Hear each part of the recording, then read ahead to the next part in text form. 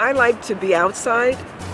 Outdoors is really healing, and there's actually a lot of research that's supporting that now for reducing stress, improving depression, even lowering blood pressure, if you can believe it. So I take people out with Rafiki on hikes. We've gone to Muir Woods, Muir Beach, across the Golden Gate Bridge, and people just love it, and I'm really happy that I can do this work. Ashe.